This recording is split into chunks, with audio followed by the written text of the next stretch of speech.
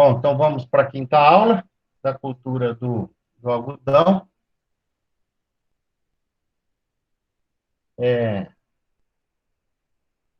Dando continuidade à disciplina, nós vamos falar do algodão. Na próxima aula, vamos falar da cultura do arroz. O material vai estar lá disponível para vocês.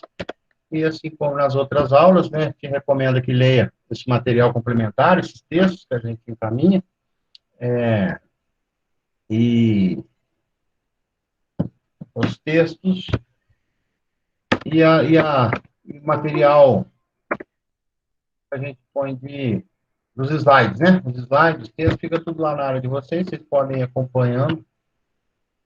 Eu acredito que a secretaria já deva ter colocado lá, tá? Então, vamos à cotonicultura. A cultura do algodão chama cotonicultura. O produtor é o cotonicultor. O algodão, cotonicultura, se iniciou no sul da Arábia, nos Incas. A gente vai ver que lá o mundo árabe, onde começou, onde tem aqueles tecidos mais sofisticados, né? Os tecidos mais caros, tecidos mais finos. São aqueles países onde iniciaram aí a cultura do algodão. E aí já veio aqui para as Américas, né? Você vê 4.500 anos antes de Cristo, 6, 7 mil anos atrás, já encontraram, né? Recentes escavações aí encontraram o algodão como vestimenta já há 6 mil anos atrás. Ou seja, é uma espécie que já acompanha o ser humano há milênios, né? Puramente para vestimenta. Hoje tem outras finalidades, como a ação, o caroço, mas é uma cultura especificamente para vestimenta, né? Para a indústria têxtil, para a fabricação de roupas. No Brasil, fez parte, lá na Bahia, do importante ciclo econômico, logo após Minas Gerais ter encerrado aquele grande ciclo do minério, já entrou a indústria têxtil em Minas e no Nordeste. Então, fez parte do importante ciclo econômico do país, a cultura do algodão. E na década de 90, entrou no Centro-Oeste e lá ficou. A boa parte da produção, apesar de ter produção em outros estados, né, em São Paulo, Mato Grosso, mas, como sempre, aquela região se consolidou ali no Planalto, região de Cerrado, aonde está a maioria da produção hoje no Brasil de algodão, fica lá naquela região. Como sempre, como toda cultura, a gente não precisa nem dizer o motivo, né? Qual que é o motivo que se estabeleceu lá a maior parte da cultura nossa? Da nossa agricultura, está lá naquela região, a produção de culturas anuais, né? Soja, milho, algodão, vamos falar, desconsiderando o clima, claro, o clima é favorável, mas nós temos clima favorável aqui em São Paulo também, mas qual que é a diferença fundamental? Que aquela região ali no região do Mato Grosso do Sul, Goiás, Tocantins, onde está demarcado aqui, são os maiores produtores, né, de algodão, soja, milho. Qual que é a diferença lá? O que tem lá? É o melhor para tudo? A topografia. Tem água. Exatamente, topografia. Culturas anuais, nós dissemos lá na primeira aula que, como são culturas de ciclo curto e grandes áreas, então elas são necessariamente mecanizadas, colheita, plantio, trato, e aquela região é totalmente favorável, né? O Planalto Central, onde não encontra os declives, né, que nós temos aqui. A região, o clima nosso aqui em São Paulo também é favorável a todas essas culturas, milho, soja, algodão, porém tem a declividade e naquela região é um plano total, então permite, então é lá que essas culturas se estabeleceram. Então, na década de 90, o algodão entrou ali no Centro-Oeste e ficou. E é uma grande alternativa hoje ao produtor de soja. Ele aquilo, o mesmo que eu tenho dito para as outras culturas, né? A primeira safra, também a primeira safra acaba sendo de soja, da maioria dos cotonicultores, a primeira safra é soja, a segunda é algodão, e a terceira vem o milho. Até pela rusticidade do milho, ser mais rústico no sentido de clima, de solo, de clima, né? Estamos falando em clima, quando a gente fala de segunda, terceira safra. Então, o algodão tem entrado na segunda safra ali no centro-oeste, logo após a soja. Então, planta a soja ali para novembro, dezembro, colhe em fevereiro e já entra plantando algodão logo atrás da soja. Então, uma cultura de grande importância. Bem dizer, as empresas que produzem soja produzem algodão. Então, entra na sequência o plantio do algodão.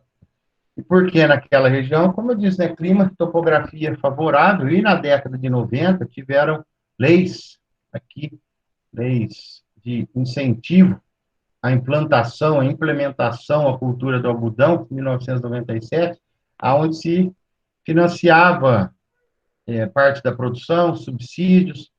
Então, o algodão se estabeleceu naquela região, centro-oeste, e lá está boa parte até hoje.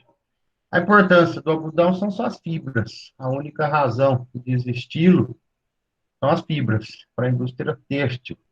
Vem tendo crescimento anual, tem um dado que diz desde a década de 50, vem aumentando 2%, porque acompanha o crescimento da população. Apesar que num ritmo mais lento, e outro motivo também, que existem hoje fibras sintéticas, que para nós apesar que se não houvesse fábricas de fibras, tecidos sintéticos, talvez a gente não daria conta de produzir. Os maiores produtores estão lá na China, a gente vai falar, nos Estados Unidos, porque a população é maior, e eles não importam, eles consomem todos, nós importamos e nós exportamos, né, consumimos, temos consumo interno, e exportamos uma parte do nosso algodão, sendo que os países lá fora, Estados Unidos e China, é, é, Índia, Índia, fica para consumo interno. Então, esses países têm se apresentado mais resistente com relação às fibras sintéticas e ainda são bastante adeptos, né, pela cultura de vestimenta, de roupas, em utilizar fibra de algodão. Então, é a única razão do cultivo do algodão, é a produção das suas fibras, né? Aqui os maiores produtores, aqui está pequeno, aqui, ó, a produção, os maiores produtores, Índia e China, 27% e 23%, quase que metade da produção de algodão no mundo está na China, depois vem os Estados Unidos, aí vem o Brasil.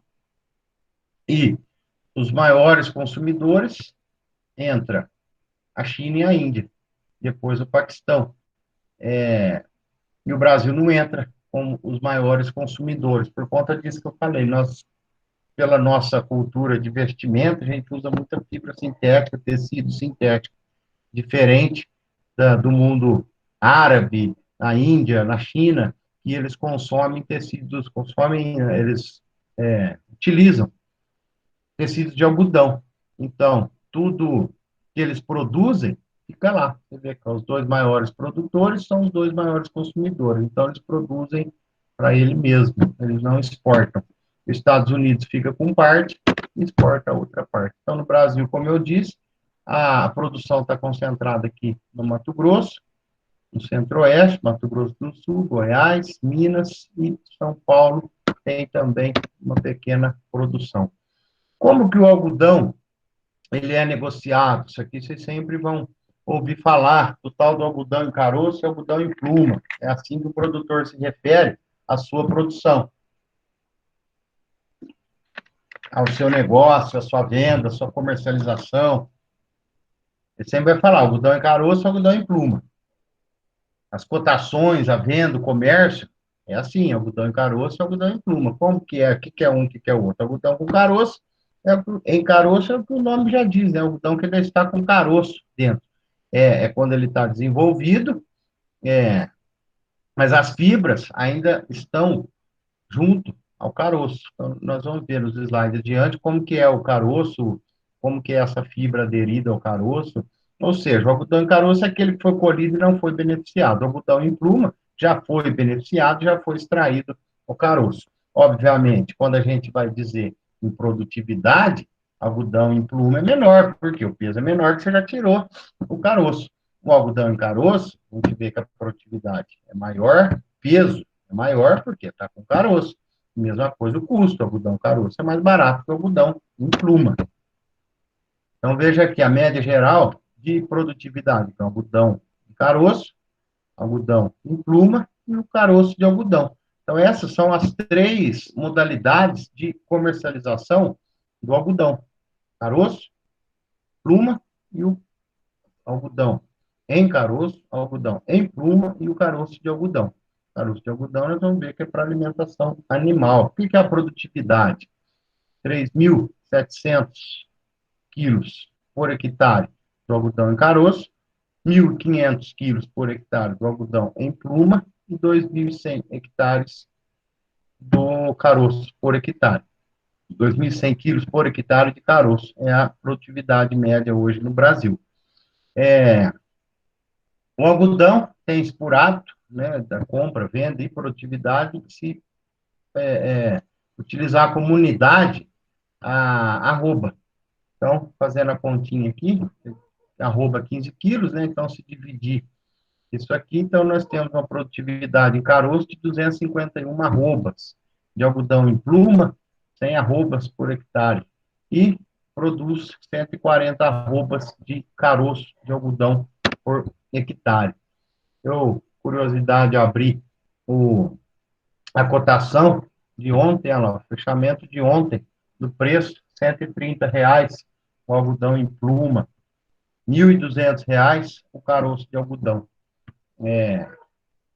Então, aí tá os preços, a gente vê que tem um valor bom, né? Que aqui nós estamos dizendo o valor aqui da arroba, né? Aqui, esse valor está bem acima aqui, né? Caroço 1.200, mas é a tonelada, R$ 200 a tonelada. Aqui é 130 a arroba. Então, né, não se assuste, fala assim, nossa, mas o algodão em pluma 130 e o caroço 1.200, mas o caroço é comercializado em tonelada. O algodão em pluma é cotado em arroba. Então, veja que ó, uma arroba, 15 quilos, vamos por onde foi mais pago, aqui no estado de São Paulo. Na Bahia, R$ 152, 15 quilos de algodão em pluma. É um valor elevado, porém a gente sabe que todo preço, né, isso aí é regra, não para o algodão. Tem que ter isso em mente, né? O que paga mais é porque o custo de produção é maior, né? Ninguém dá dinheiro de graça para ninguém. É sempre assim. Por que que a usina, quando contrata um caminhão de terceiro, paga X? Porque é o preço que vai custar para a usina aquele caminhão, se ela tiver um caminhão próprio. O produto é o quanto custou. Então, algodão em pluma, falei, nossa, R$ 130, 15 quilos, R$ 150, 15 quilos de algodão, sim, mas o custo de produção do algodão é muito elevado. Eu vou falar por altos, mas um hectare de algodão fica por volta de R$ 9.000, o custo de produção de um hectare de algodão.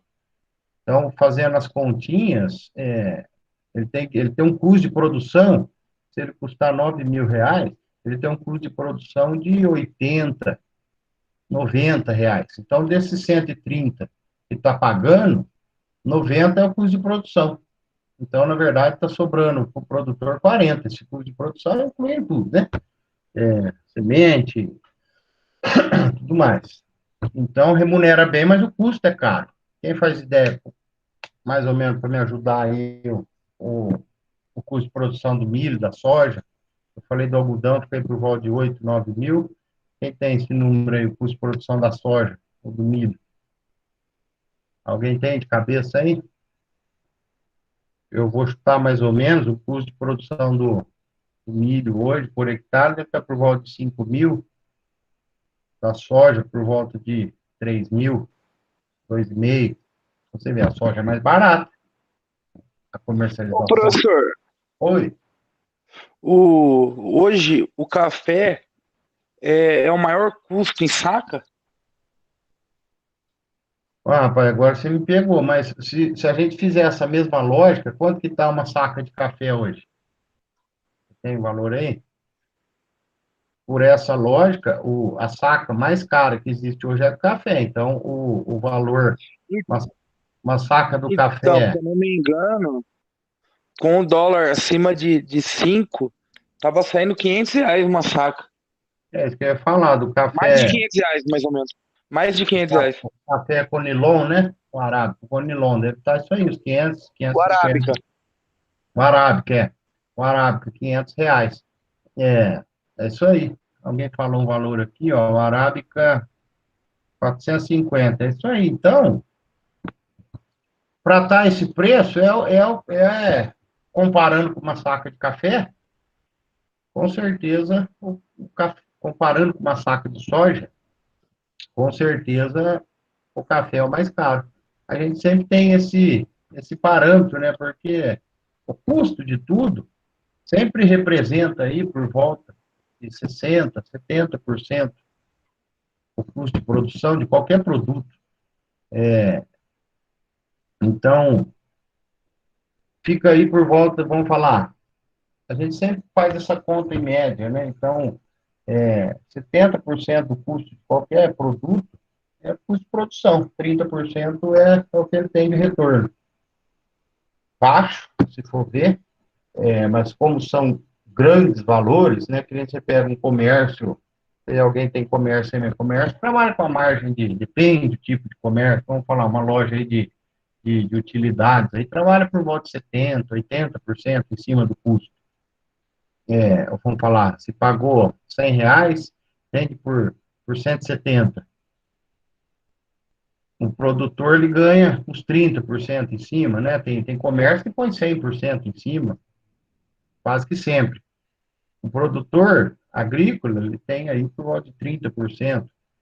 Falando, não, mas ganha muito mais que um comerciante. Sim, porque a quantidade é muito grande, né? A quantidade desses 30% dele chega a 10 milhões, 100% de um comerciante chega a 10 mil.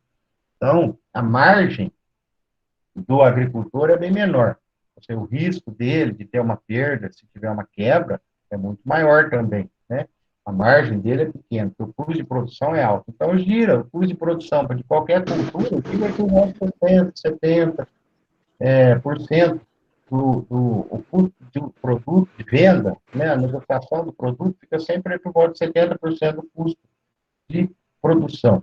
Então, tem um valor mínimo que ele pode ser negociado, que nem o que eu disse aqui, ó, o algodão. Ele está sendo negociado a 130. O custo de produção dele hoje fica por volta de 89, 90, que dá por aí, mas não 70, 80% do custo de produção. É assim que funciona mais ou menos a remuneração do, do setor agrícola. Aí entra todas aquelas outras contas de remuneração de terras, tem arrendamento, aí vai aumentando o custo, diminuindo, né, o quanto você paga pela terra, mas gira por volta disso. Eu falei tudo isso por causa da pergunta aí do café, né? O café está custando R$ 500 a saca, então, nada, o custo de produção deve estar aí por volta de R$ 350, um custo elevado. Então, olha lá, os maiores produtores, Mato Grosso, Bahia, Minas, Goiás, Mato Grosso do Sul, Maranhão, Piauí e São Paulo. Vejo que o Mato Grosso é disparado o maior produtor. Então tá lá, o mercado têxtil é quem se interessa pelas fibras. O resto da cultura, alimentação de animais e caroço para fazer óleo. E ração também, por ser uma ótima fonte de proteína. E cada vez mais a gente tem visto óleo de semente de algodão. O bagaço é feito para alimentação animal, ração, porque tem muita proteína, quase que metade do bagaço, do farelo, do caroço, é proteína. Então, uma segunda receita aí importante hoje para o produtor do algodão é o caroço. E vem sendo cada vez mais valorizado para a alimentação animal, por ser uma ótima fonte de proteína. E a fibra, claro, né, para todo tipo de indústria onde se utiliza têxtil, né, desde a tecelagem, cobertor, fábricas em geral que trabalham com tecido, né, estofamento de carro, celulose, entre outros. O algodão é uma da família das malváceas do gênero Gossypium. Gossypium é o gênero, sendo que a mais plantada é Gossypium hirsutum. É a espécie mais plantada, 80% é Gossypium hirsutum. 80% da produção anual são de fibras médias. Aí a gente já vai entrando em alguns conceitos qual que os valores aumentam de acordo com a qualidade da fibra. Então, lá nos últimos slides, nós vamos ver quais são as análises que são feitas nas fibras, mas, resumidamente, o que mais importa é o comprimento e resistência da fibra. Fibras mais longas são mais caras, são mais valorizadas. Aquele pessoal lá do mundo árabe que utiliza aqueles tapetes e aquelas roupas de seda não, né, que a seda é do bicho da seda, como se parece seda, né, aqueles tecidos finos de algodão, são de fibras longas e são de outra espécie, Gossypium barbadense, sendo que a nossa roupa de malha aqui no Brasil, 80% dela é do Gossypium hirsutum. Morfologia. Ô, professor, Oi. e aquele algodão egípcio que o nego fala? Qual que é a diferença deles? É de fibras longas. Nós vamos ver lá no final, é o comprimento da fibra. A fibra chega aí a ter 35 milímetros, 3,5 centímetros de fibra. Essa é a qualidade. Quando a gente vê aquele fio 120, né? Quando compra uma roupa mais chique, está escrito lá atrás, fio 120, fio 80, fio 40. Então, o fio 120, ele tem a fibra mais longa, que promove aquela maior elasticidade, fica aquele tecido mais fino, mais resistente. Então, o fio egípcio é isso, ele é o fio mais longo. É a qualidade da fibra, então, a qualidade do algodão da que muda. fibra, exatamente. Entendi. A qualidade da fibra, uma fibra mais longa, ele dá um tecido de melhor qualidade. Lá na frente, nós vamos voltar a falar das classificações da fibra. Raiz pivotante, porque é uma dicotiledônea anual. Aí uma planta de algodão. Morfologia, aqui, ó, raiz pivotante. A raiz, ela é muito profunda, bem profunda. Veja que aqui a proporção raiz parte aérea, a proporção raiz chega a dobro da parte aérea. Vamos falar, se tem 35 centímetros aqui, ela tem 90 centímetros de raiz, ou seja, mais que o dobro a parte aérea com relação à a raiz, a região radicular, as raízes, né? É mais do que o dobro, o volume, o tamanho, o comprimento, do que a região da parte aérea, chegando aí a 2 metros de profundidade. Agora nós vamos ver que a planta do algodão, que é interessante, é importante a gente entender, que tem dois tipos de ramo, o ramo vegetativo e o ramo frutífero. Nós vamos ver que o ramo que produz flor é o ramo frutífero ou simpodial. Tem o ramo vegetativo, que é o monopodial, que não produz flores. Então, quando a gente fala produz flor, a flor vai produzir a fibra, né? O caroço que vai dar a fibra. A maçã que vai formar a fibra. Então, a gente tem que entender isso, que tem ramos que produzem e ramos que não produzem. Como assim? Ramo, vamos lembrar uma coisa, ramo simpodial é o ramo que produz fruto, é a ramificação do ramo monopodial. Vamos lá. Ramo monopodial é o vegetativo. O que é um ramo vegetativo? Ele só cresce, não produz flor. Ramo vegetativo só cresce, é chamado monopodial. Ramo frutífero é o que dá fruto, como o próprio nome diz, que é o simpodial. Então, qual que é o ramo monopodial vegetativo que não produz fruto no algodão? A haste principal, essa aqui que eu estou mostrando, a haste principal é monopodial, não produz fruto. E o primeiro ramo, ele também é monopodial, só vegeta, não produz fruto.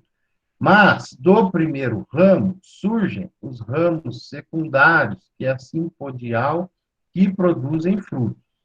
A partir do primeiro ramo, que não produz fruto, vegetativo monopodial, todos os próximos são simpodiais, simpodial, que produz fruto.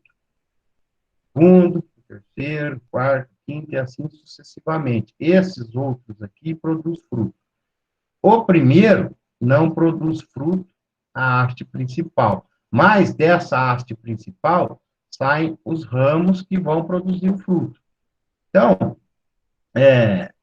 lembre-se disso, ramo simpodial produz fruto, ramo monopodial só vegeta, não produz fruto, ele só cresce. A haste principal só cresce, não produz frutos, então ela é monopodial. As hastes, depois da primária, a secundária, terciária, e assim sucessivamente, são ramos frutíferos que são chamados simpodiais, que produzem os frutos, tá? Então, isso aí nós vamos ver mais um pouco daqui para frente. Então, essa é a planta do algodão, veja que é a haste principal, essa haste aqui é a haste monopodial, que produz o fruto. Essa aqui é a simpodial, que não produz fruto. E assim sucessivamente. As folhas, elas têm de 3 a 5 lobos. Lobos é essa, uma chamada trifoliada, né? Então, cada uma dessa aqui é um lobo. Então, essa folha, ela tem tipo de folha com 3 lobos. As flores são completas, ou seja, elas têm a parte masculina e feminina, são flores completas, elas têm o estilete, o estigma, ela produz a bráctea, onde tem o óvulo e o ovário, ela, assim que ela abre, ela tem a coloração branca, ela já é fecundada, vai tornando-se rosa, até um rosa mais escuro, e aí a flor some, dando origem ao caroço, à semente, ao fruto, que é o que nós temos interesse, que é onde a fibra vai estar dentro. Então, a branquinha ainda não foi fecundada no primeiro dia, a segunda já está fecundada, o óvulo já está sendo formado com a semente dentro, escureceu, é o que a gente brinca, depois que ela vai ficando com vergonha, ela vai. E as frutinhas na rua também, essas árvores que a gente vê na rua, é tudo assim também, ela é branquinha, algumas, né? E aí ela fica com vergonha que ela já se fecundou. Então ela fica com vergonha, ela vai ficando rosinha, vermelhinha, e aí seca. Então quando a gente vê a folha branquinha, ainda não está fecundada. Começou a ficar rosa e escureceu, ela já está fecundada, já está produzindo seus filhos, que são as sementes. Aí, em diante, caiu as pétalas, a flor, nasce então, a flor estava aqui, isso aqui é o que estava dentro da flor, que é o chamado fruto, e quando ele se abre, a gente chama de capulho. Nesse estado, a gente chama de maçã. Quando as pétalas, as folhas, as flores caem, é porque a maçã já está desenvolvida. Então, a maçã cresceu, o fruto já está formado, as folhas, a flor cai junto com as suas folhas, né, da flor, então lá dentro nós já temos a maçã. Então vocês vão ouvir bastante, quem for falar com o produtor de algodão, ele vai falar, minha maçã, meu pé está com 2 maçãs, está com a terceira maçã, ou ele vai falar, não, já está no capulho. Então, quando ele diz capulho, é que a maçã já está aberta. Então, a maçã, ela tem uma forma arredondada, pontuda, aqui em cima, e aqui ela é arredondada, e quando ela abre, então aqui dentro da maçã, tem 5 que a gente chama de lojas, de 3 a 5 lojas. Cada loja dessa abre, formando a loja aberta. Aqui é a maçã. Quando a maçã se abre, ela amostra as lojas. Então, aqui, ó, são 5 lojas. Isso é uma loja, uma loja, uma loja, uma loja. Então, aqui, ó, um capulho com 5 lojas. Dentro de cada loja, tem de 6 a 8 sementes, que é o caroço. Então, dentro de cada loja dessa aqui, tem 6 a 8 sementes, que é o nosso chamado caroço. Então, maçã, abriu, formou capulho. A maçã aberta, o capulho aberto, tem de 3 a 5 lojas. Quanto se tiver 5, melhor. E dentro de cada loja tem 6 a 8 sementes. Aqui eu pus uma foto de um algodão, de um capulho aberto, de um algodão colorido.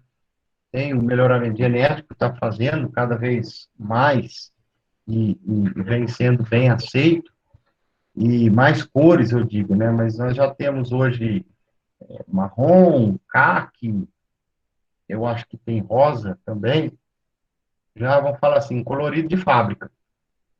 Qual que é a vantagem? Não precisa colorir depois, não precisa gastar, a indústria não precisa gastar com tingimento. Tem uma conta, se eu não me engano, para cada quilo de algodão tingido, precisa de 150 litros de água para cada quilo de algodão tingido. Então, se você já produz um algodão na cor que você quer, por exemplo, marrom, você vai ter uma bela redução de custo com tingimento, com lavagem, limpeza, né, desse algodão, com mão de obra, com fábrica, tudo mais. Então, tem surgido aí no mercado já algodões, cultivares de algodão colorido para dispensar o tingimento. Então, esse é o fruto. Aqui, ó, são uma loja, outra loja, então são 3 a 5 lojas, dentro de cada loja, 6 a 8 sementes, são os caroços. Então, olha lá, essa semente, aqui uma semente tratada, a semente já não vai sair. É a película, despeliculizada, sem aquela pluma, sem aquele linter, deslinterizada, essa penugem branca que fica em volta da semente, é um linter. Então, a indústria retira esse linter. Então, aqui é uma semente tratada, essa é uma semente original, saída do caroço, e essa aqui é uma semente sem o linter. Então, a parte comercial, é a fibra, né? Comprimento, finura, é finura mesmo que o pessoal fala. Não adianta eu pôr espessura, nada, porque o pessoal chama de finura, então eu pus finura. Comprimento, finura, maturidade e resistência. Então, comprimento e resistência é o que vai dar valor, principalmente, né?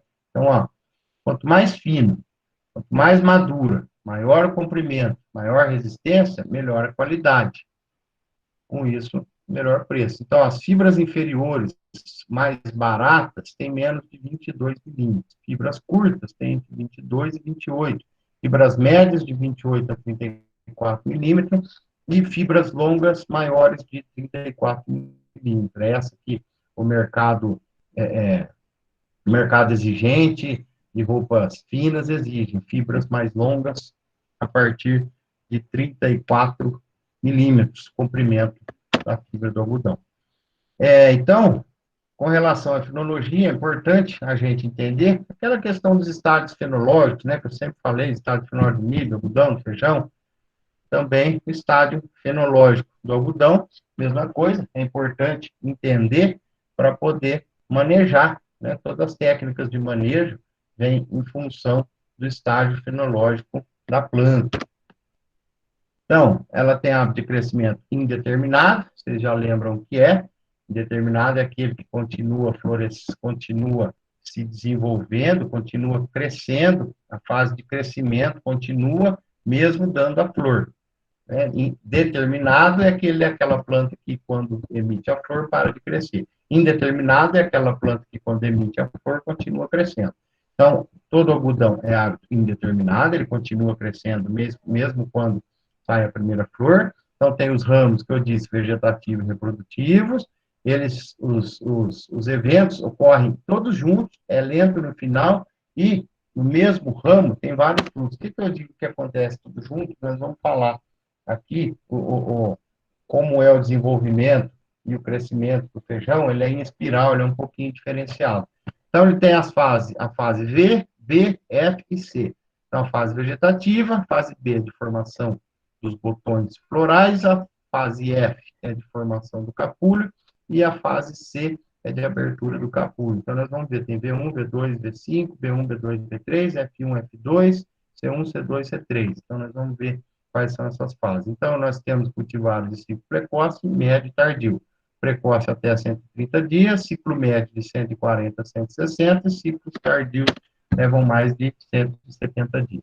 Então, isso é o que nós falamos aqui, né? Então, a haste principal não produz, que é chamado de monopodial.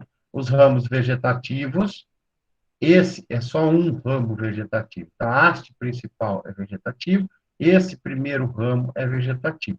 Desse primeiro ramo saem os ramos frutíferos. E, a partir do primeiro ramo vegetativo, todos os que saem são ramos frutíferos. E ele tem uma característica, quando eu falo que é espiralado, ele lá na frente tem uma foto, mas me antecipando, ele faz assim. Então, aqui ele tem os primeiros nós, as primeiras gemas do caule, elas são abortadas. Elas, geralmente, as 3, 4 primeiras gemas são abortadas e não viram ramos. Aí, aqui a primeira. Então, aqui, ó, esse é o quinto nó, o sexto, o sétimo, e os frutos vão nascendo de maneira intercalada.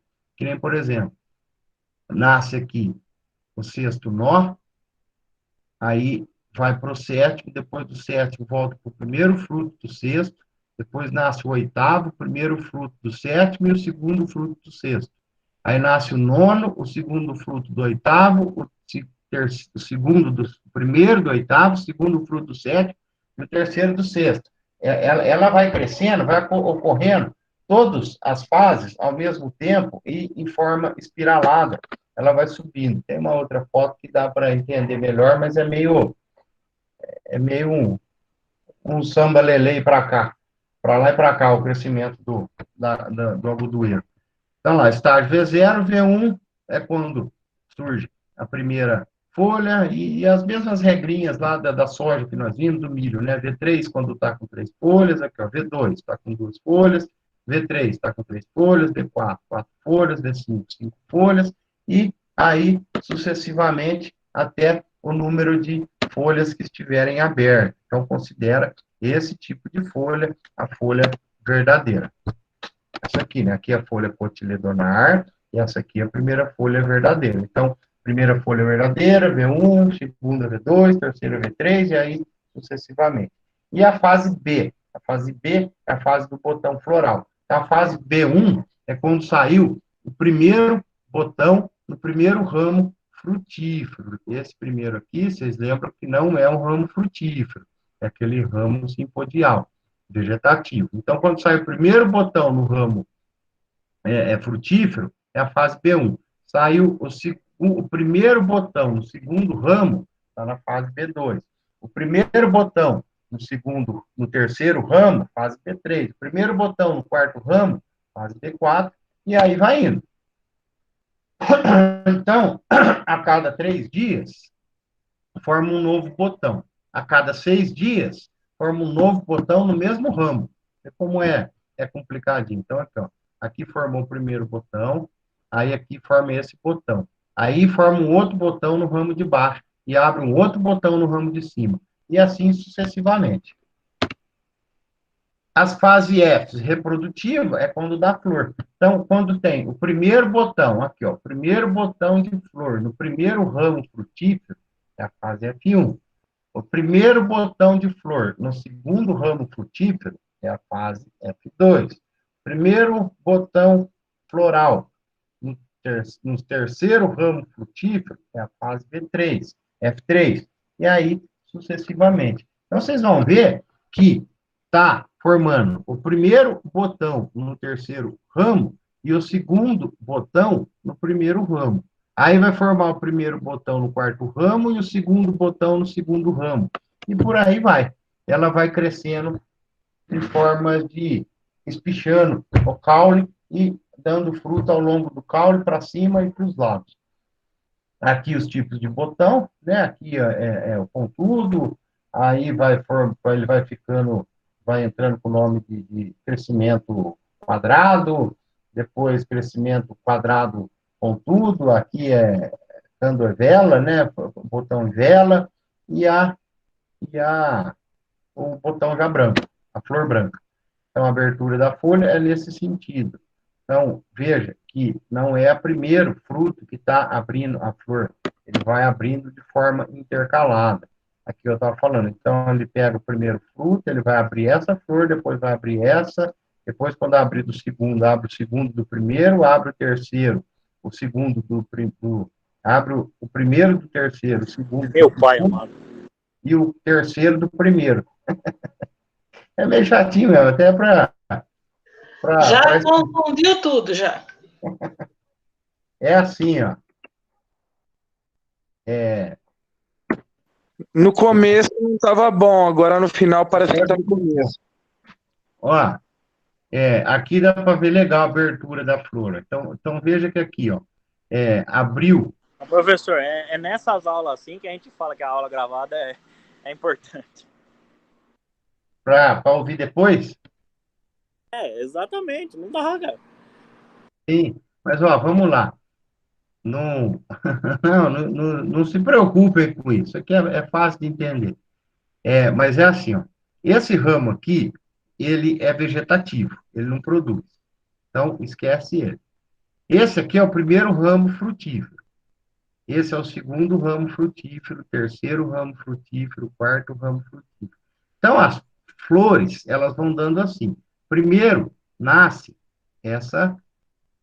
esse ramo, primeiro nasce essa flor. Depois vai nascer esse segundo ramo, essa outra flor.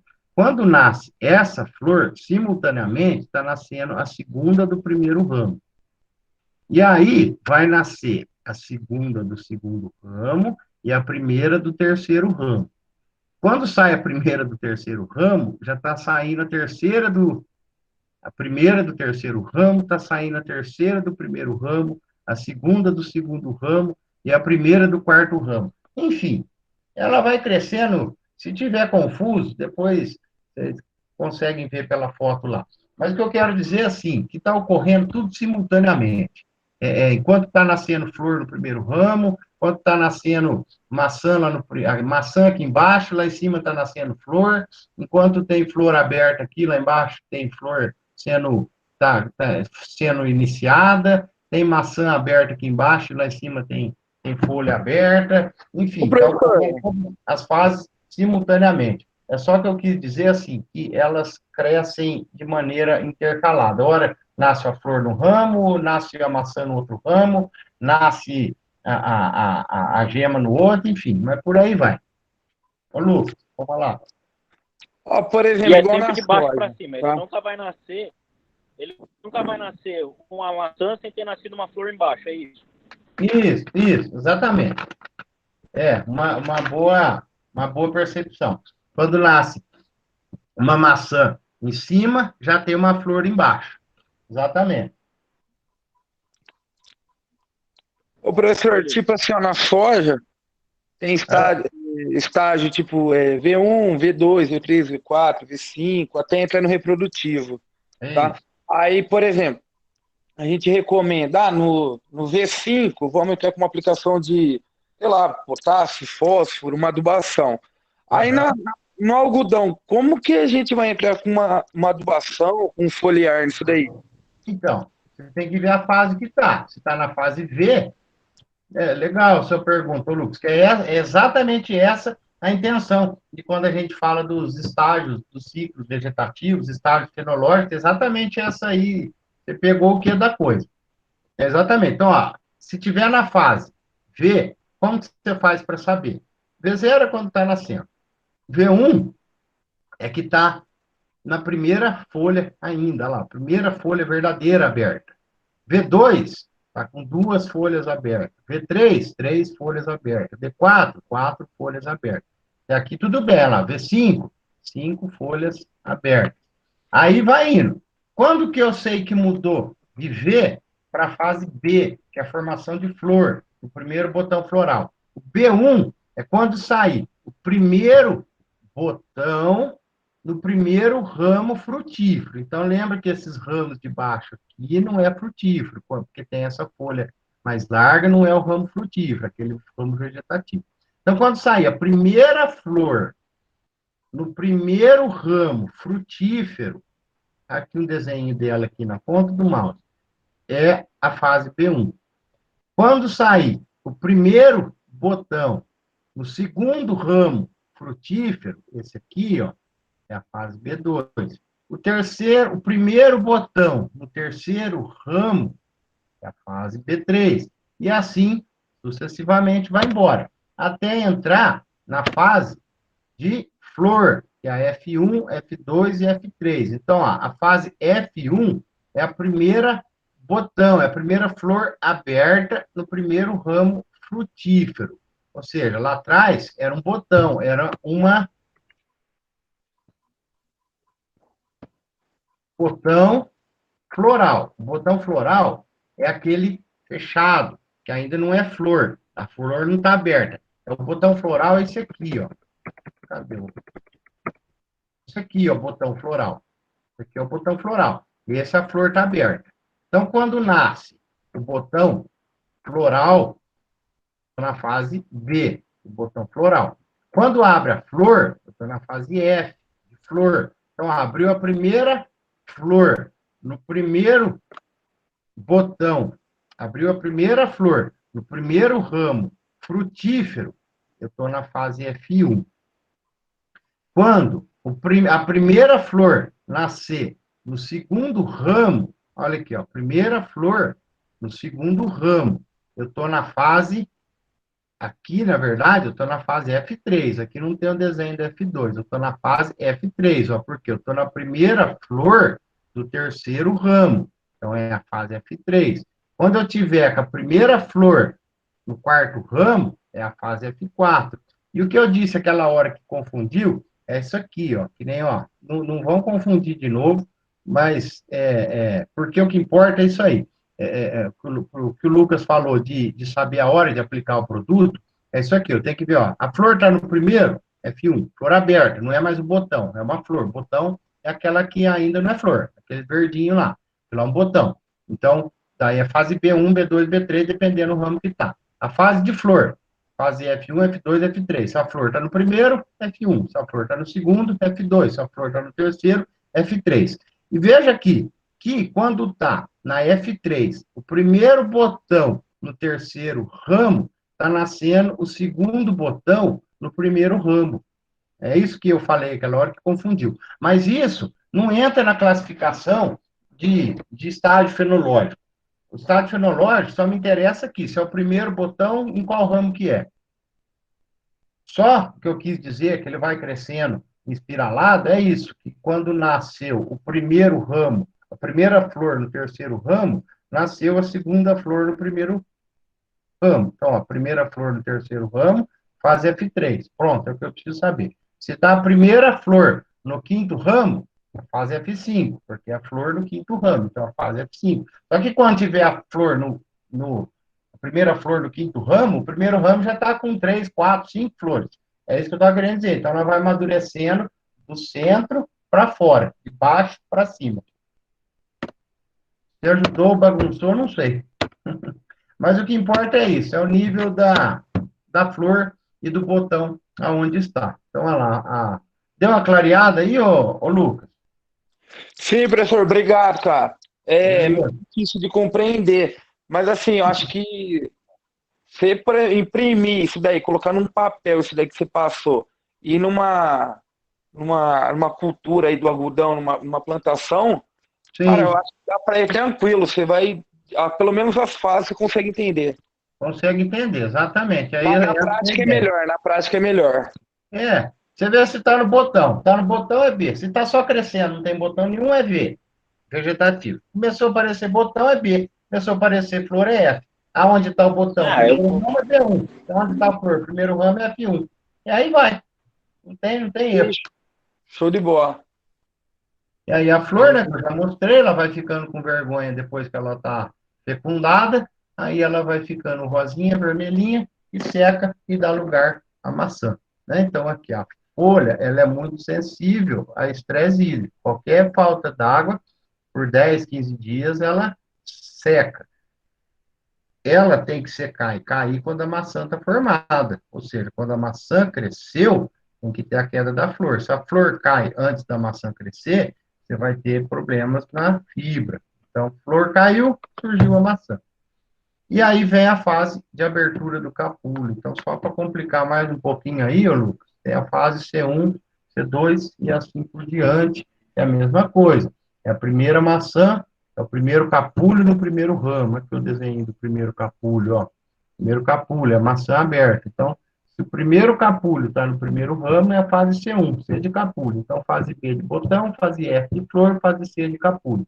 Se o capulho já está no primeiro ramo, C1. O capulho está no segundo ramo, C2. O capulho está no terceiro ramo, C3. O capulho no quarto ramo, C4. Quando tiver o primeiro capulho no quarto ramo, já vai estar no segundo capulho do primeiro ramo e por aí vai. Esquece o segundo e por aí vai.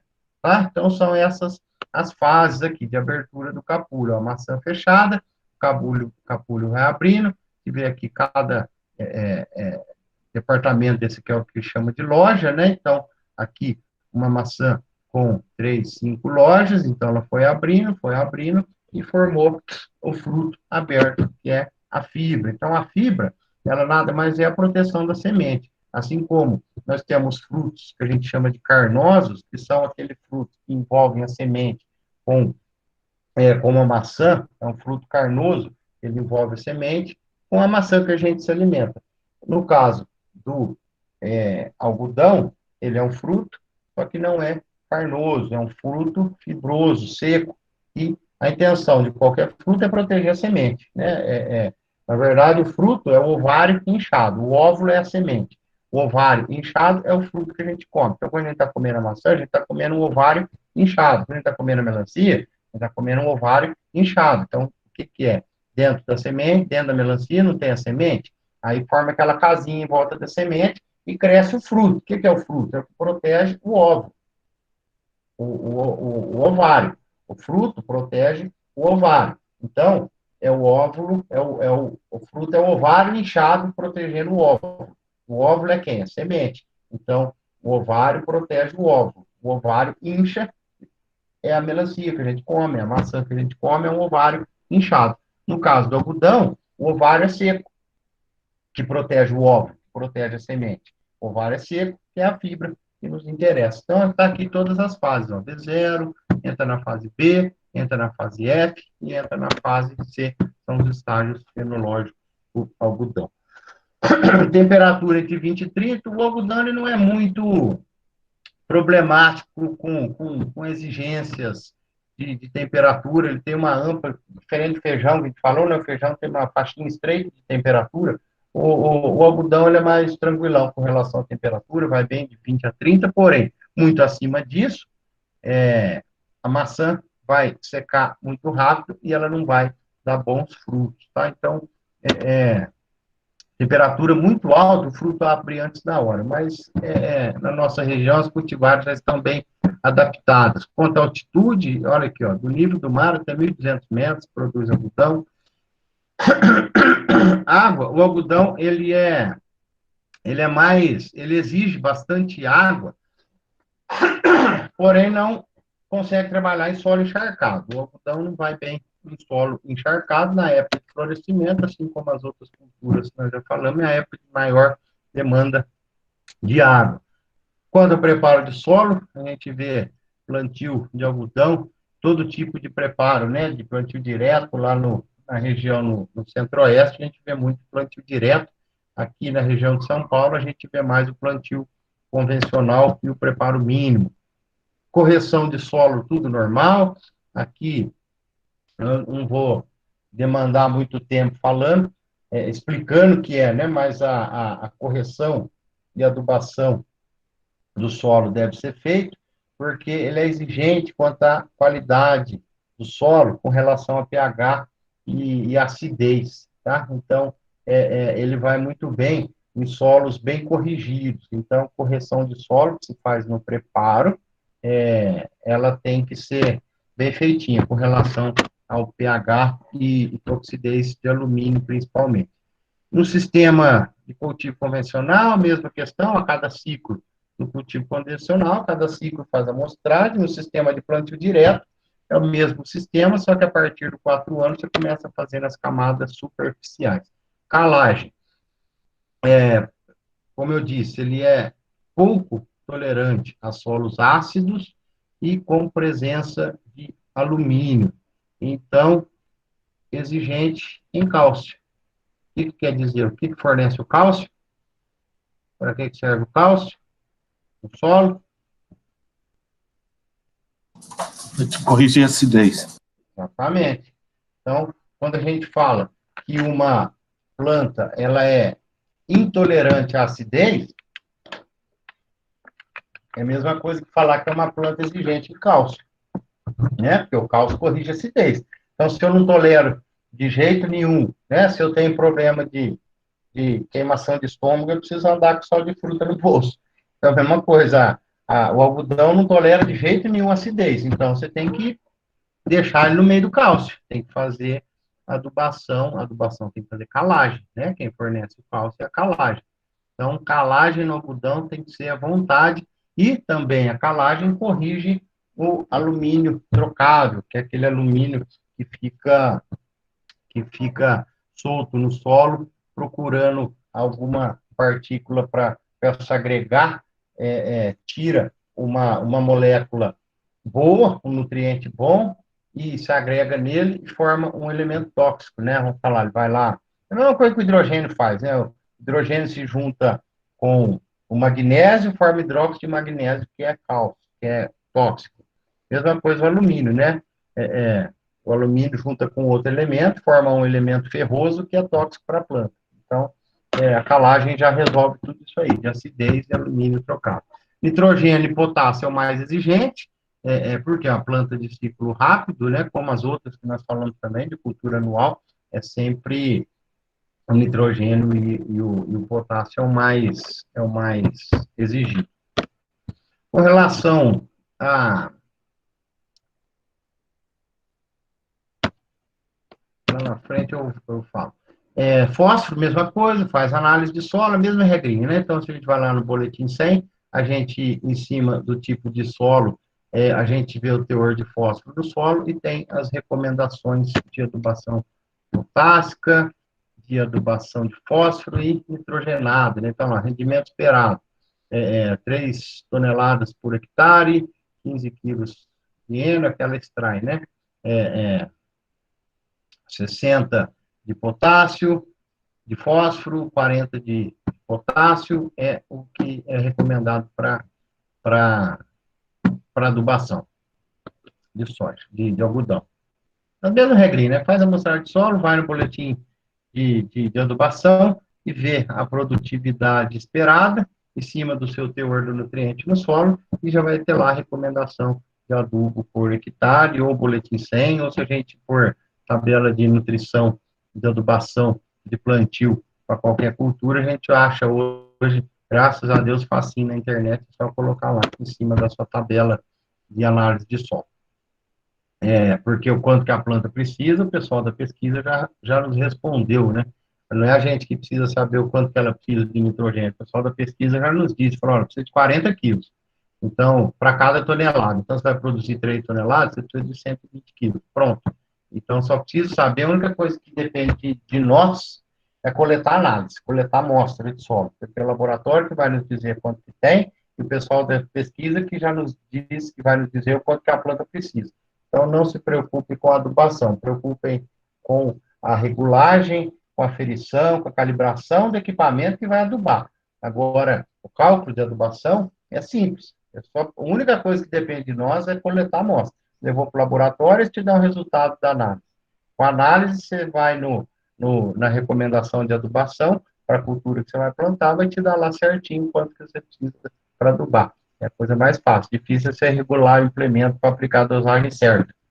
Então, vamos lá. Época de plantio, mesma coisa, né? De dezembro a final de janeiro, vai ser a primeira safra ou se é a segunda safra. Quem faz primeira safra, planta em primeira safra de algodão, planta em novembro, dezembro. Quem faz primeira safra de soja, que é a segunda de algodão, planta algodão em janeiro ou fevereiro até março.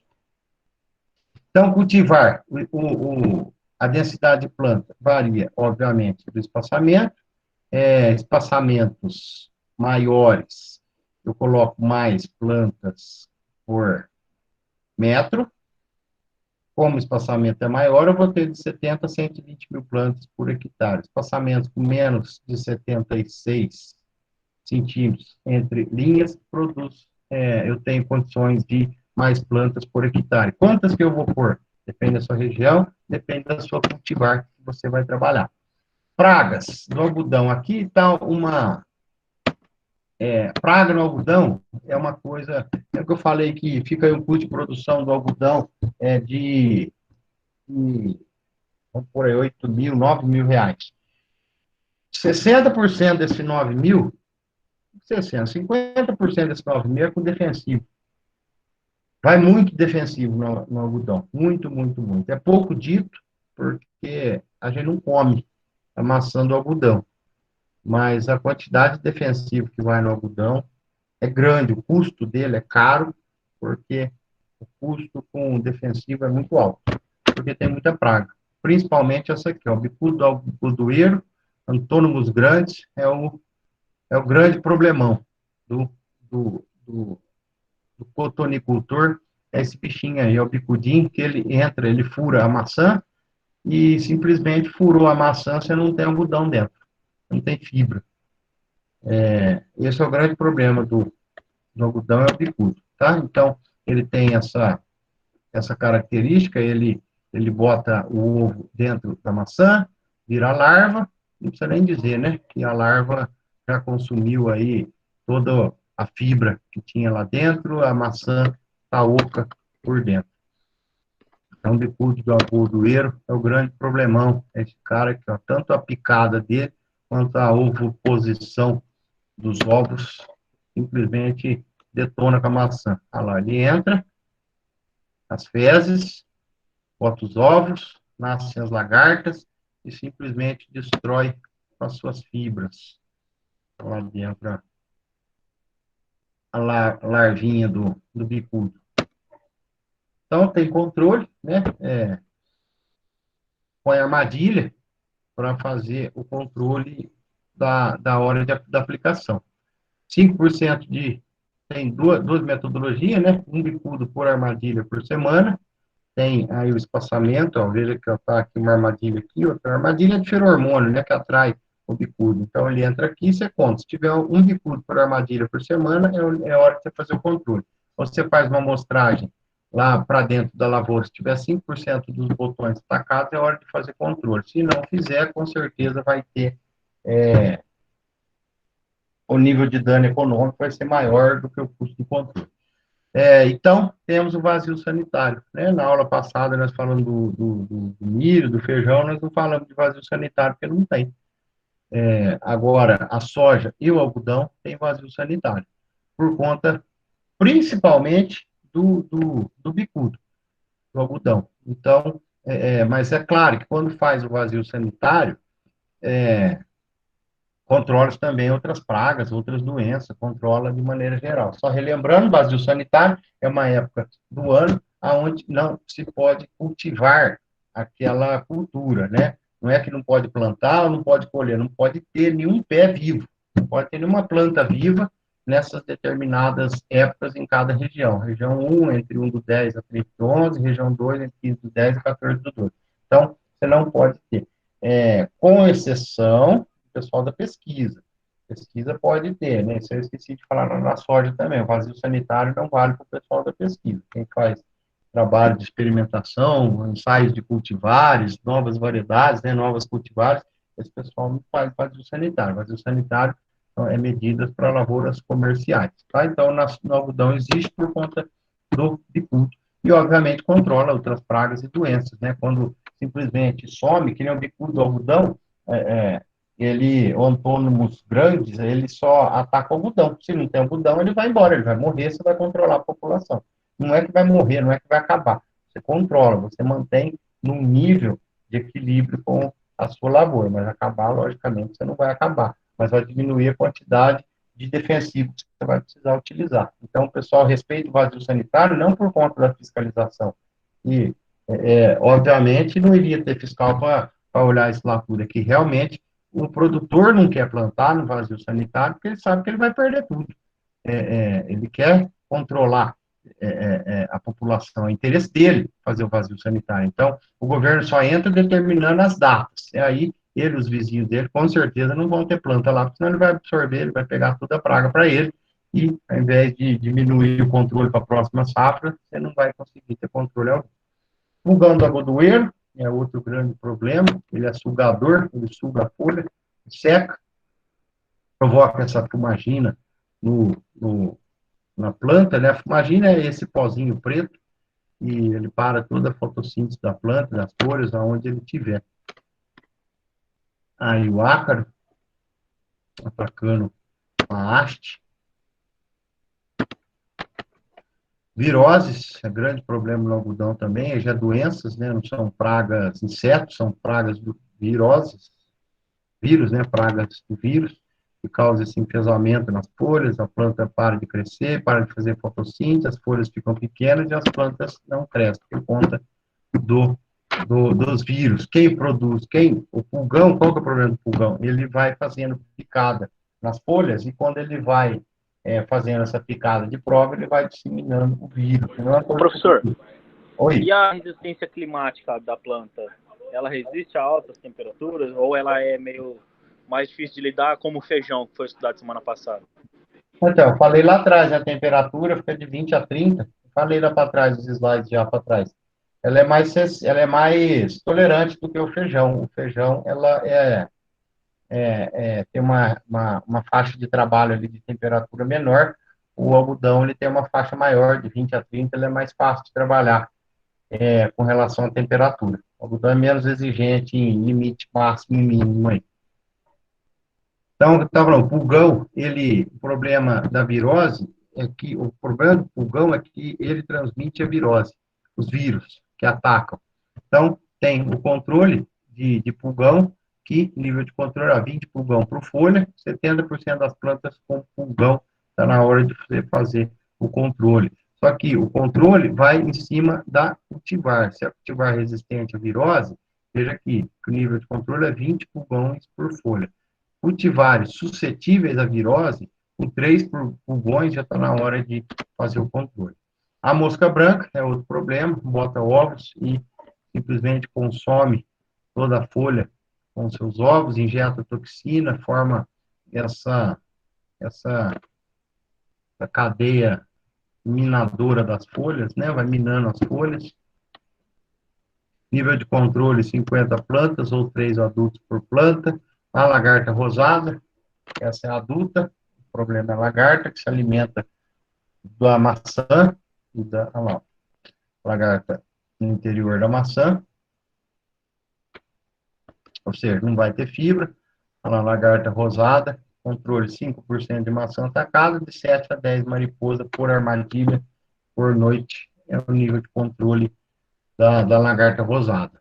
Essas são armadilhas para adulto da lagarta, para vespa. Então, quando a gente fala aqui, ó, 7 a 10 mariposas por armadilha por noite. Então, essa é a armadilha. Coloca lá que ela tem um sintético que atrai a mariposa.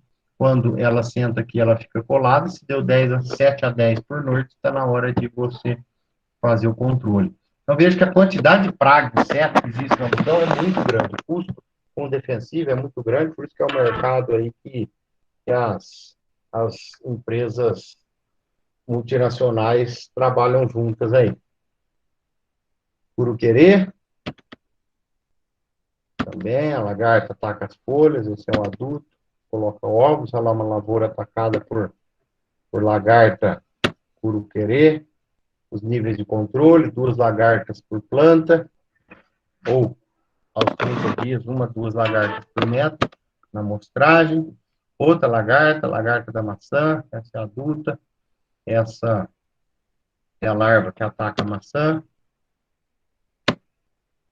olha lá a lagarta saindo do interior da maçã, aí a lagartinha,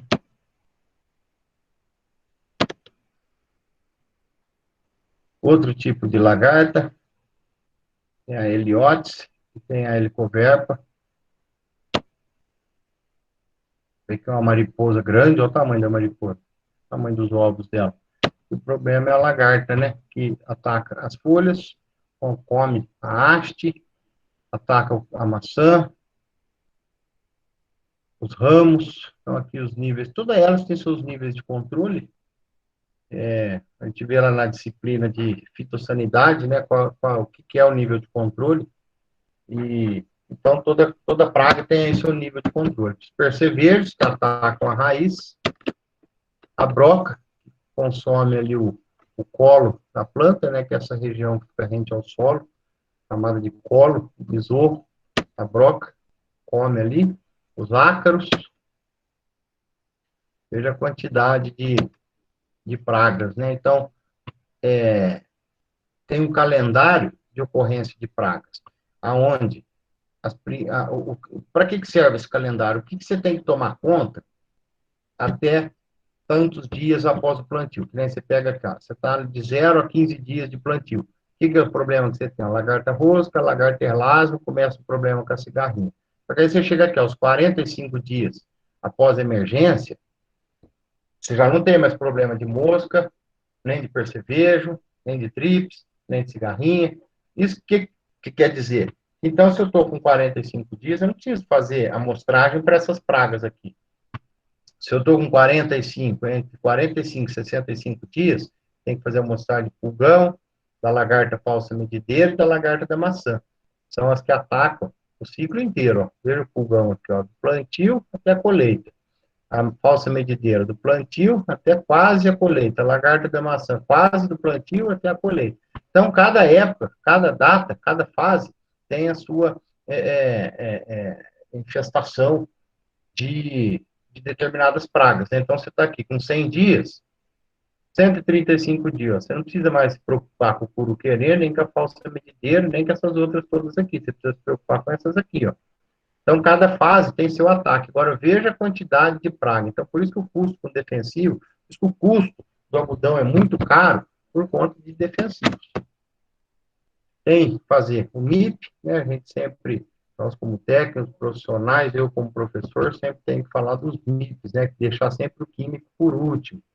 Porque tem o controle cultural, né? O vazio cultural, o vazio sanitário, um controle cultural, fugir da época de ataque dessas pragas, tem controle biológico, controle comportamental, controle com cultivares mais resistentes, e aí você entra com o controle químico lá no fim. Que hora que eu colho a cana? Colho mecanizado, né? Quando eu estou com o máximo de qualidade na minha fibra, uma colhedora colhe aí de 2 a 3 mil arrobas por dia.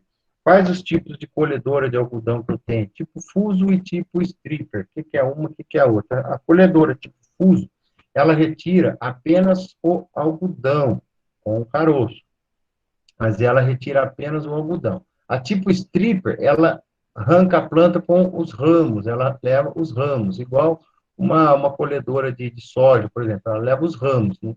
E lá dentro separa o ramo da soja. Aqui é a mesma coisa, de algodão stripper, ela arranca o ramo com o algodão.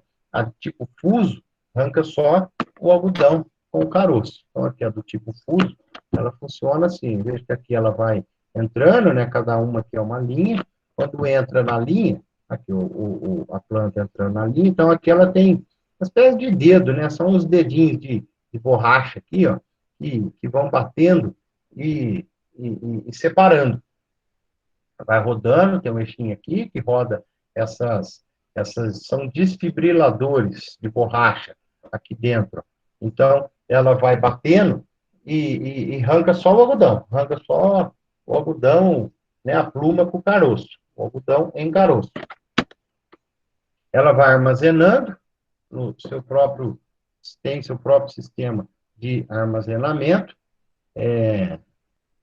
colhe aí, ó, de 15 a 17 hectares por dia, de 67 a 76 toneladas de algodão do caroço por dia. Então, é assim, ela vai acumulando lá atrás, a tipo uso. Qual é o esquema dela? Ela colhe, ela vai armazenando A fuso, ela tem a característica, ela precisa de um transbordo. No algodão eles chamam diferente, é Big Boss, acho que é Big Boss. É um transbordo, nós somos acostumados a chamar de transbordo. Então, quando ela enche o cesto, ela despeja um trator auxiliar, que anda junto, e esse trator auxiliar vai levar na prensa. Aqui tem a foto, olha lá. Então, essa é a colhedora do tipo fuso, ela despeja no transbordo. Esse transbordo aqui, Best Boy, Big Bass, não, Best Boy. No algodão eles chamam o transbordo de Best Boy. Mas é um transbordo. Então, a colhedora despeja um transbordo, o transbordo leva para a prensa fica lá no campo. Despeja, aqui uma prensa, despeja o algodão solto, né, que veio da colhedora, faz a prensagem, e aí forma essas pilhas já de algodão, que fica lá no campo. Uma pilha dessa tem de 7 a 10 toneladas. Depois vem o caminhão e carrega essa pilha. Então, da colhedora vai para o transbordo, do transbordo para a prensa, da prensa para o caminhão. Cada fardo desse pesa aí de 7 a 10 toneladas. Tem as colhedoras, tipo fuso também, que ao invés de prensar, já fazem os fardos. Olha aqui um fardo. Capaz de fazer 124 fardos sem parar. Fardo de 2,5 de altura e largura, o peso de 2,3. Então, quando é aquela que faz a prensa, ela tem uma prensa daquela lá, tem de 7 a 10 toneladas. E um fardo tem média de volta de 2 toneladas. Então, o que ela faz? A colhedora colhe, já faz o fardo dentro dela, plastifica, e aí precisa vir um trator com as garras, né, tipo uma empilhadeira, que pega esse fardo de algodão e leva embora, e ela aqui, sem parar, ela faz até 124, né, com a capacidade operacional dela, ela faz 124 fardos sem parar. Ou seja, tem um ótimo rendimento. E as tipo stripper são aquelas que eu disse, que elas levam a planta como um todo, né? É semelhante à da soja, do milho, que ela tem aqui o sistema de corte, o sistema de molinete, né? Aquela regrinha que o molinete tem que andar mais rápido que a velocidade. O giro do molinete tem que ser maior que a velocidade da máquina para não arrancar a planta. Então, ela arranca os ramos aqui dentro, ó. As entradas dela aqui. Então, a planta entra aqui. Aqui dentro tem o rolo que puxa a planta para dentro. Olha lá, veja que os ramos foram embora. A tipo fuso, o ramo fica, só sai o algodão. A tipo stripper, arranca o ramo com o algodão. Quando eu faço a colheita, quando eu tenho aí no mínimo 80% do capulho aberto, por quê? O capulho é o que me interessa, é o que me dá valor, é o que me dá preço. Então, quando eu tenho... quando eu colho na época certa, quando eu tenho 80% dos capulhos abertos, é sinal que está na época ótima de colheita, que é onde eu tenho a cor ideal e a resistência maior das fibras. Quando está em umidade elevada, recomenda-se não comprimir, não usar a prensa, se tiver com umidade alta, e secar antes de descaroçar, para não ter perdas, né? Então, a perda na colheita varia de 6 a 8, e está diretamente ligado com a arquitetura das plantas, ou seja, se a folha é mais aberta, fechada, tipo quantidade de ramo, a aderência do algodão na planta, o nivelamento do solo, adubação e plantas daninhas. Após a colheita, faz a secagem, beneficiamento, armazenamento, não deve ter mais de 10% de umidade, o enfardamento é feito em sacos de pano. Então, o beneficiamento é feito junto com a qualificação daquelas fibras, aí da qualificação faz a limpeza e o descaroçamento, enfarda, prensa, aqui uma beneficiadora de algodão. Então, lembra aquele fardo que nós vimos, que a prensa lá no campo prensou? Então, leva na algodoeira, a algodoeira desmancha aqueles fardões, está com a umidade aí por volta de 10%, onde já faz a primeira limpeza e faz a separação da fibra do caroço, né? São as descaroçadeiras de serras circulares que separam a fibra do caroço. Aí a fibra é feito armazenada em fardos, né, revestidos de pano, amarrados com cordas, cada fardo desse tem uma média padrão aí de 200 quilos em voltas em pano e em cordas. Esse é um laboratório de análise das fibras. Então, olha lá, o que faz essas análises? Esse laboratório de análise, o comprimento da fibra. Então, se tiver o comprimento acima de 28, são aquelas fibras nobres, com valores melhores de mercado. Uniformidade de comprimento também tem que ter no mínimo de 83%, ou seja, eu não posso ter fibra longa e curta no mesmo fardo. Então, para ela ser considerada média, longa ou a extra longa, eu tenho que ter no mínimo 83% de uniformidade. Eu meço o diâmetro da fibra, que é chamado microner, tem que ficar aí de 3,8 a 4,2. Ô Marcelo, tá ruim sua internet aí, mas estamos chegando no final aí. Então, olha lá, o que é que me interessa na fibra? Quais as características que eu avalio na fibra de algodão? Como que o meu algodão vai ter melhor preço? Né? Tudo tem a classificação, né? O feijão não tem lá a classificação dos grãos maiores, grãos inteiros, o milho, tudo mais. E no algodão, o que a gente avalia? Pureza, lógico, que tem do que não é algodão junto, né? De palha, de outras impurezas, cor. Então, a gente, lá no laboratório, tem a classificação, que é cor branca, cor creme, ligeiramente creme, avermelhada ou amarelada. O mercado paga um preço para cada tipo de cor dessa, por quê? Interfere no custo do tingimento. E o tingimento não é caro. Lustro, o que é o lustro? É a capacidade que ela tem de brilho, de brilhar. A capacidade de brilho. Lustro é quando a gente fala lá, vou lustrar o carro. O que eu estou fazendo? Eu vou lustrar o carro e vai ficar brilhante. Então, o lustro, né, é o poder é o quanto que aquela fibra brilha. Reflectância é o quanto de branco que ela tem. Então, quando ela tem uma menor reflectância, é que ela está indo mais para a cor cinza.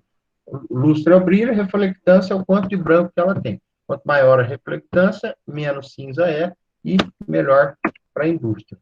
Eu não comentei aqui, com relação nas outras culturas, eu falei com relação a quem faz melhoramento genético, né? Lembra que eu falei que o feijão são as empresas estatais, porque são produtores menores, né? Então, mais a Embrapa e universidades que fazem.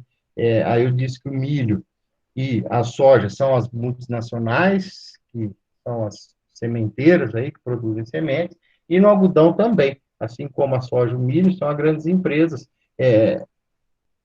Eu não sei, mais ou menos hoje, uns 70%, 80% do algodão que a gente planta é transgênico. Fala-se pouco, pelo mesmo motivo, fala-se pouco da quantidade de defensivo que usa, porque nós não consumimos o fruto, a maçã do algodão. Então, a preocupação do transgênico é bem menor.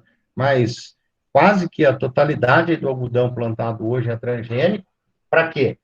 Para resistência a pragas e resistente ao Roundup.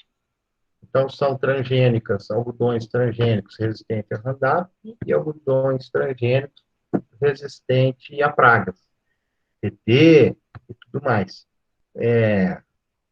São as grandes empresas, né? Então, nós temos Ceres, temos Monsanto, DuPont, que produz. A líder, hoje, é a TMG, é uma empresa de melhoramento genético do Brasil. A TMG é que tem aí as cultivares mais plantadas aí há alguns anos já, é da TMG. A TMG ela é uma empresa tropical, melhoramento genético, é uma grande produtora de soja e algodão no Brasil. Então, uma grande empresa produtora de sementes de soja, a líder de mercado no Brasil é a TMG hoje. Compete aí com essas outras grandonas que eu já disse. Feito. Então, fim de aula. Encerrar nossa gravação.